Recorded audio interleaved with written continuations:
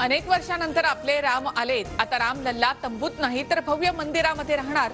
प्राणप्रतिष्ठेनंतर पंतप्रधान नरेंद्र मोदी यांची प्रतिक्रिया। प्रभू श्रीराम आज आपल्याला माफ करणार, कालचक्र पुन्हा बदलणार। 22 जानेवारी ही तारीख, नव्या कालचक्राचा उगम। पंतप्रधान मोदी यांचं वक्तव्य।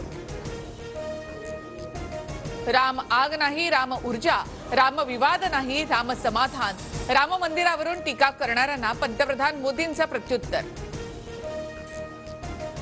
रामलल्ला मंदिरामध्ये विराजमान। पंतप्रधान नरेंद्र मोदींच्या हस्ते रामलल्लाची प्राणप्रतिष्ठा।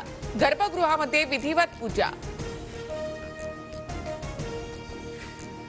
रामलल्लाचं मनमोहक स्मित सोशल मीडियावर तुफान व्हायरल। रत्नजडित अलंकार, सुवर्ण मुकुटानं रामलल्ला सजले। स्मितहास्य करणाऱ्या रामलल्लांच्या मूर्तीने डोळ्यांचं पारणं फेडलं। मंदिरामध्ये रामलल्लाच्या प्राणप्रतिष्ठेनंतर दर्शनासाठी मोठी गर्दी। देशभरातून भाविक अयोध्येमध्ये दाखल। रामलल्लाच्या प्रतिष्ठापनेनंतर पंतप्रधान नरेंद्र मोदींच्या हस्ते प्रभू श्रीरामाची आरती। आरतीनंतर रामलल्ला समोर मोदींचा साष्टांग दंडवत।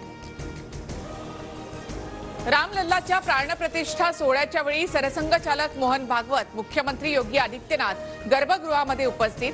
पंतप्रधान मोदींच्या हस्ते धार्मिक विधी संपन्न। पंतप्रधान मोदींकडून मंदिर बांधकामातील कामगारांवर पुष्पवृष्टी। गुलाबाच्या फुलांनी पंतप्रधानांकडून कामगारांचं स्वागत। रामलल्लाचा प्राणप्रतिष्ठा सोहळा अयोध्या नगरी राममय। राम मंदिरावर 2 हेलिकॉप्टरद्वारे पुष्पवृष्टी। रजनीकांत यांच्यासह बिग बीन पर्यंत अनेक कलाकार अयोध्येमध्ये। बॉलिवूड सेलिब्रिटींची राम मंदिर सोहळ्याला हजेरी। रणबीर, आलिया, कतरिना, विकी, माधुरी दीक्षित, रोहित शेट्टी, आयुष्मान खुराना यांचा मंदिर परिसरामध्ये सेल्फी। रामलल्लाच्या प्राणप्रतिष्ठा सोहळ्यासाठी क्रिकेटपटू सचिन तेंडुलकर, अनिल कुंबळे यांची देखील उपस्थिती। विराट कोहली यांची देखील उपस्थिती। तर माजी महिला क्रिकेटपटू मिताली राजही अयोध्येमध्ये हजर।